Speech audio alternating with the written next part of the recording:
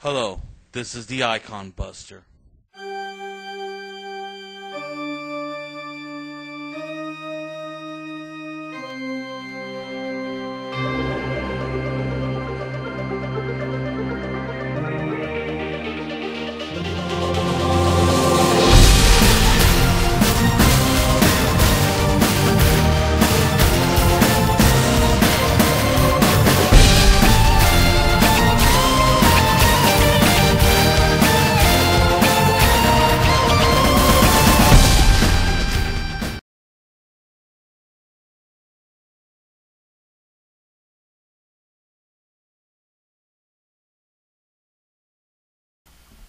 Okay everyone, I'm going to try to do 3 movie reviews in one video, so let's get started.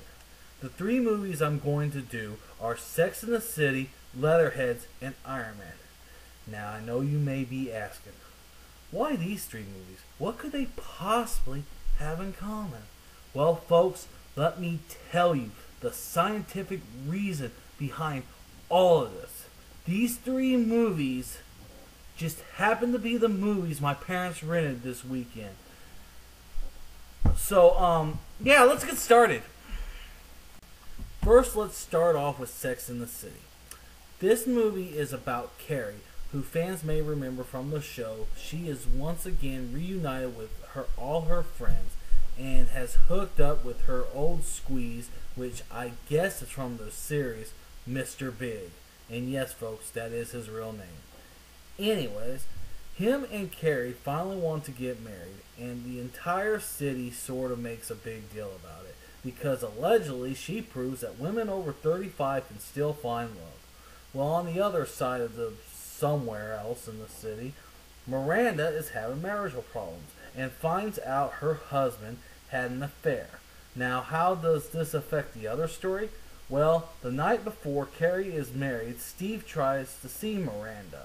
Steve is Miranda's ex, or her husband, at the party, and she gets pissed, and when she's done talking to Steve, she yells at Mr. Big and tells him marriage ruins everything.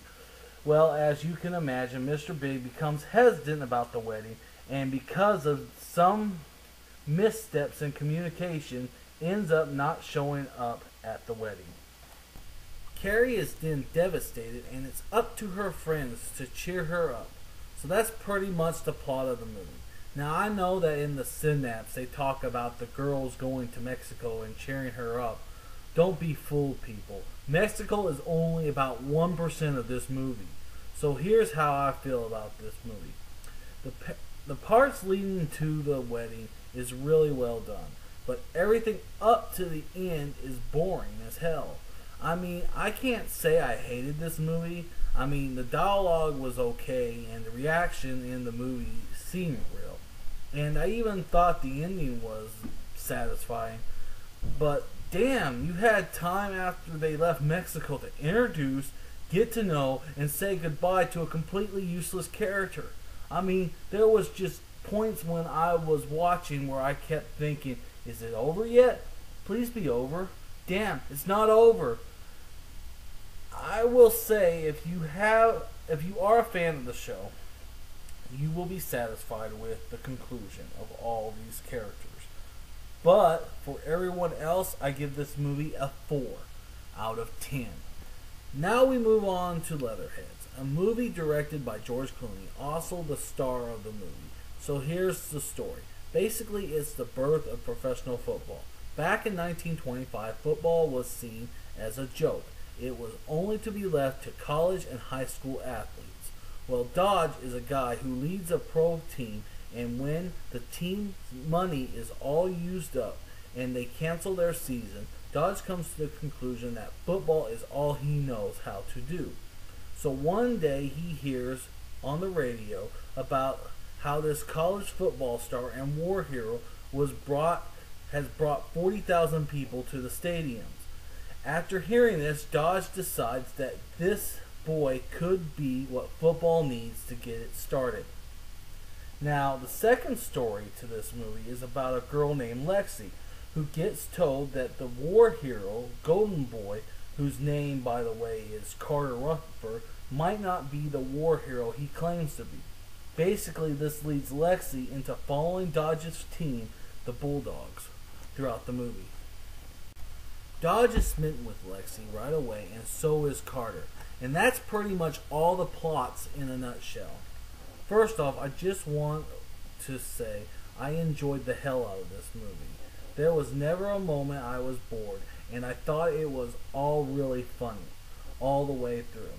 I must say I thought the performances was superb, and I just really don't know what else to say. I'm not a big sports fan, but the movie won me over because it didn't try to go too out of control, but at the same time it never took itself too serious. A 10 out of 10. Last movie, Iron Man. Tony Stark is a billionaire who makes weapons for our troops and is kidnapped by terrorists and discovers his weapons are being used by them. They try to get him to make one of his new missiles, but instead he makes a suit that helps him escape. Once he returns home, he says no more weapons dealing, but his partner shuts him out of the company. Well, during the time his friend is backstabbing him, Tony is working on a better version of the suit that helps him escape. And from that point, he devotes his life to destroying all of his weapons that the terrorists got their hands on. So how did I feel about this movie? Well, let's just start off by saying it was fucking awesome! Sorry about that. Nerd moment. Let's put it this way. I saw this movie in the theaters, and after watching it a second time, all I got to say is it still kicked ass. I do have one minor complaint though. I just wish they could have had a little more Iron Man. The whole movie is focused on the creation of the suit more than it is on him being in the suit. But with that said, it was still really fun to watch, and I give this movie a 10 out of 10. This is the Iconbuster saying Sex in the City, Leatherheads, and Iron Man, you've all been busted.